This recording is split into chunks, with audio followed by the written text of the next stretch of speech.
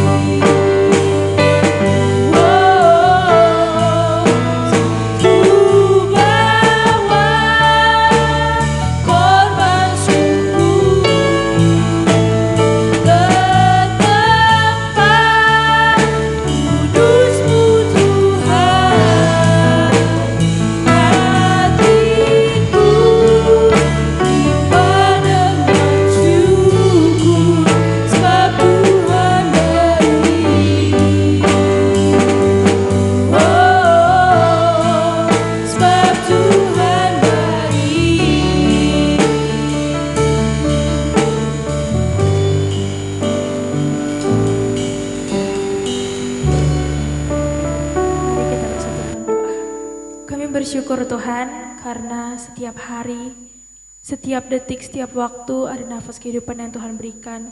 Kami bersyukur atas kebaikan-Mu kami ada sampai hari ini ya Tuhan. Ajari kami Tuhan untuk menyadari dalam situasi dan setiap kondisi dalam kehidupan kami bahwa Tuhan selalu baik dalam kehidupan kami. Dan biar kiranya Tuhan lewat tindakan kami, lewat perbuatan kami bisa Tuhan memberikan yang terbaik sebagai korban syukur kami kepadamu ya Tuhan. Tuhan, malam hari ini kami ingin ibadah malam ya Tuhan. Kiranya Tuhan yang memberkati ibadah ini dari awal, tengah hingga akhirnya Tuhan. Biar kiranya dalam ibadah ini namamu dipermuliakan dan kami mendapat rema yang akan jadi rema dalam hidup kami. Kami bersyukur dan berdoa, terpuji namamu Tuhan untuk selama-lamanya. Amin.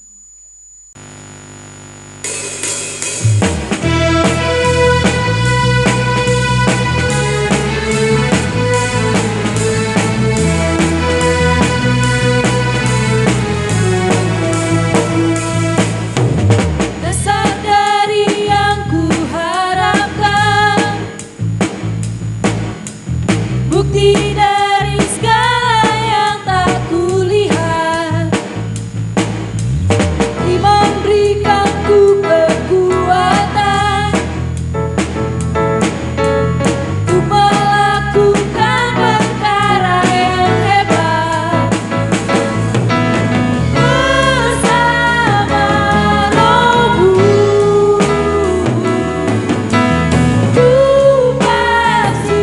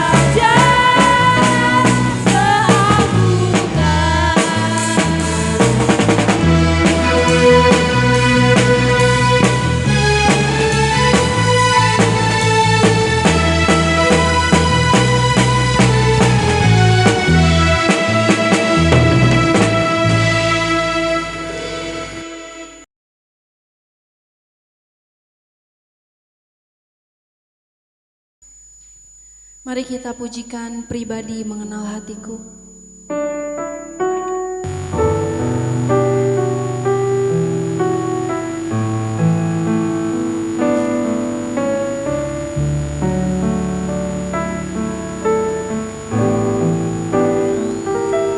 Seperti rusa yang haus, rindu aliran sungaimu.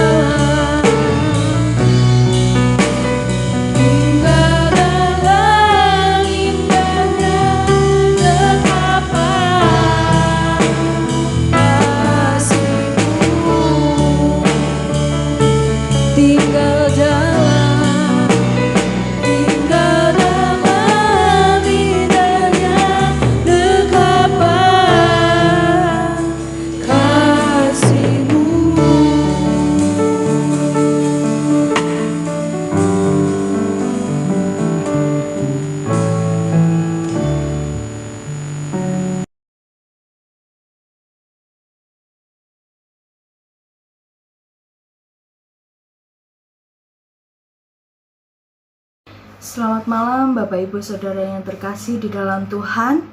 Malam hari ini kita akan belajar bersama-sama kebenaran firman Tuhan. Tapi sebelumnya kita akan berdoa terlebih dahulu. Mari kita berdoa. Tuhan Allah kami yang bertahta di kerajaan surga yang mulia, puji dan syukur Tuhan, malam hari ini kami boleh kembali datang untuk belajar kebenaran firman Tuhan. Kami mau menyerahkan Tuhan ke dalam tangan kuasa Tuhan. Biarkanlah Roh Kudus Tuhan yang akan memimpin kami. Biarkanlah Roh Kudus Tuhan yang akan menuntun kami, sehingga Roh Kudus Tuhan juga memberkati kami, sehingga kami boleh mengerti, boleh memahami akan kebenaran firman Tuhan yang akan kami pelajari bersama-sama pada malam hari ini. Berkati kami semuanya Bapa, di dalam nama Tuhan kami Yesus Kristus, kami berdoa dan mengucap syukur. Amin. Kebenaran firman Tuhan pada malam hari ini terambil di dalam Mazmur pasal yang 130 ayat yang pertama sampai dengan ayat yang ke-8. Saya akan membacakan firman Tuhan pada malam hari ini. Seruan dari dalam kesusahan, nyanyian ziarah. Dari jurang yang dalam aku berseru kepadamu ya Tuhan. Tuhan, dengarkanlah suaraku. Biarkanlah telingamu menaruh perhatian kepada suara permohonanku. Jika Engkau ya Tuhan mengingat-ingat kesalahan-kesalahan, Tuhan, siapakah yang dapat tahan? Tetapi padamu ada pengampunan, supaya Engkau ditakuti orang. Aku menanti-nantikan Tuhan, jiwaku menanti-nanti, dan aku mengharapkan firman-Nya. Jiwaku mengharapkan Tuhan lebih daripada pengawal mengharapkan pagi, lebih daripada pengawal mengharapkan pagi. Berharaplah kepada Tuhan, hai Israel, sebab pada Tuhan ada kasih setia, dan Ia banyak kali mengadakan pembebasan. Dialah yang akan membebaskan Israel dari segala kesalahannya. Bapak Ibu Saudara, kalau kita perhatikan perikop di atas, di situ dikatakan seruan dari dalam kesusahan, nyanyian ziarah. Seperti judul di atas, perikop di atas, Mazmur ini dimasukkan di dalam nyanyian ziarah. Dalam Mazmur pasal yang ke-130 ayat yang pertama sampai dengan ayat yang ke-8 ini, pemazmur mencoba untuk berbagi pengalaman rohaninya ketika ia merasa terasing dari Tuhan. Ketika pemazmur ini merasa jauh dari Tuhan dan ia memiliki keinginan untuk menemukan kembali hubungan yang indah dengan Tuhan. Bapak Ibu Saudara, perlu kita ketahui Mazmur 130 ini termasuk salah satu mazmur yang paling berpengaruh di dalam kehidupan rohani orang-orang Kristen di sepanjang sejarah. Nah, malam hari ini kita akan belajar bersama-sama Mazmur pasal 130 ayat yang pertama sampai dengan ayat yang ke-8 ini.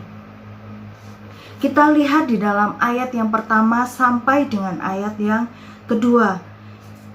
Ayat yang pertama dan ayat yang kedua di situ dikatakan, dari jurang yang dalam aku berseru kepadamu ya Tuhan. Tuhan, dengarkanlah suaraku. Biarlah telingamu menaruh perhatian kepada suara permohonanku. Di situ tertulis kata jurang. Apakah arti jurang di dalam ayat ini? Kata jurang di dalam Kamus Besar Bahasa Indonesia yang artinya lembah yang curam, yang berarti menunjukkan suatu tempat yang sangat dalam. Kalau ayat ini Dari jurang yang dalam aku berseru kepadamu ya Tuhan. Kata jurang di dalam ayat ini merupakan suatu kiasan.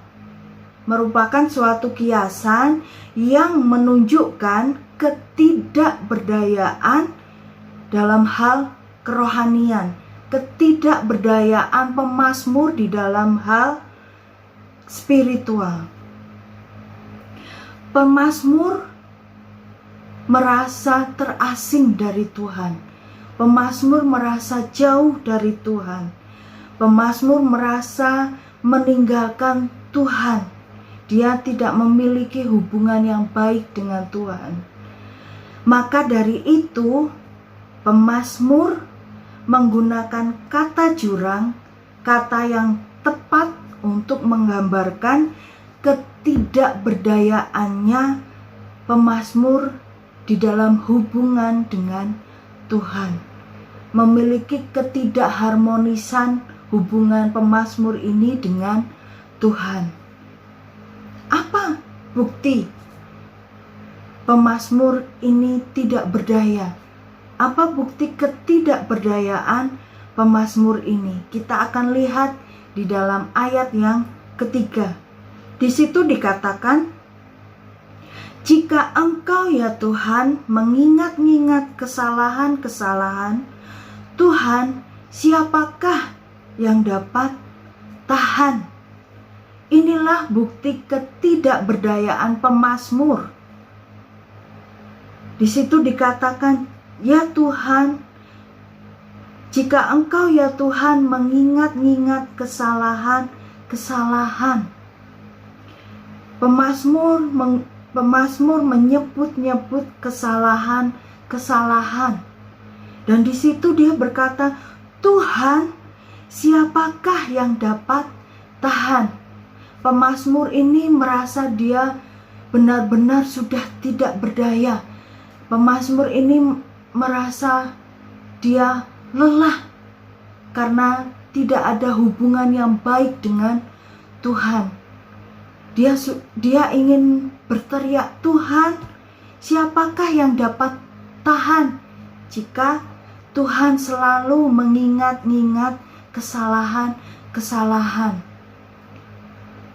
Dia seperti berteriak, ini Tuhan, saya sudah lelah. Saya sudah lelah dan ingin kembali kepada Tuhan. Kemudian, apa yang dilakukan pemazmur ini atas ketidakberdayaannya? Kita lihat di ayat yang keempat. Di situ dikatakan, tetapi padamu ada pengampunan, supaya engkau ditakuti orang. Hal pertama yang dilakukan pemazmur ini yaitu meminta pengampunan. Pemazmur ini benar-benar mengharapkan pengampunan dari Tuhan. Pengampunan atas setiap kesalahannya.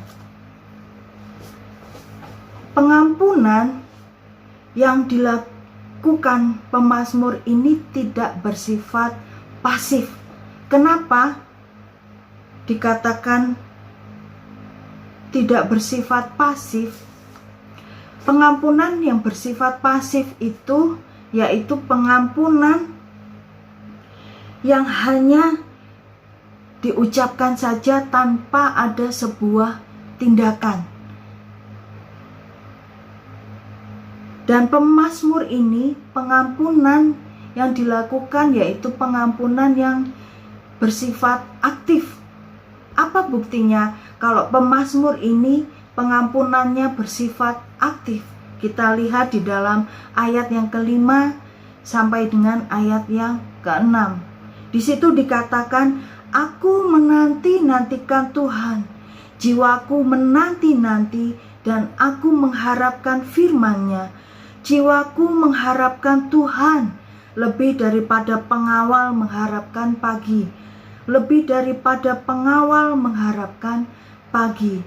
Di ayat yang kelima dan ayat yang keenam, di situ merupakan bukti bahwa pengampunan pemazmur ini bersifat aktif. Di situ dikatakan, aku menanti-nantikan Tuhan, jiwaku menanti-nanti dan aku mengharapkan firman-Nya. Pemazmur ini benar-benar mengharapkan pengampunan dari Tuhan. Makanya di situ kata mengharapkan diulang sampai 4 kali. Aku mengharapkan firman-Nya, jiwaku mengharapkan Tuhan lebih daripada pengawal mengharapkan pagi. Lebih daripada pengawal mengharapkan pagi. Ada penegasan di situ, penegasan bahwa pemazmur ini benar-benar mengharapkan pengampunan Tuhan lebih daripada apapun. Kata penegasan itu dibuktikan di dalam kalimat lebih daripada pengawal mengharapkan pagi, lebih daripada pengawal mengharapkan pagi. Jadi pengampunan pemazmur ini tidak bersifat pasif, tetapi pemazmur ini pengampunannya bersifat aktif. Nah, setelah pemazmur berhasil melewati pergumulannya, setelah pemazmur ini berhasil mendapatkan hubungan yang baik, ketika pemazmur ini menemukan kembali hubungan yang baik dengan Tuhan, selanjutnya apa yang dilakukan pemazmur ini? Kita lihat di dalam ayat 7 sampai dengan ayat yang ke-8. Di situ dikatakan, berharaplah kepada Tuhan, hai Israel, sebab pada Tuhan ada kasih setia dan Ia banyak kali mengadakan pembebasan. Dialah yang akan membebaskan Israel dari segala kesalahannya. Selanjutnya apa yang dilakukan pemazmur ini? Dia bersaksi. Pemazmur ini bersaksi tentang kasih setia Tuhan dan karya pemulihannya yang dikerjakan Tuhan di dalam hidupnya. Dan pemazmur ini juga mengajak kita semua, mengajak saya, mengajak Bapak, Ibu, Saudara, semuanya untuk selalu berharap kepada Tuhan.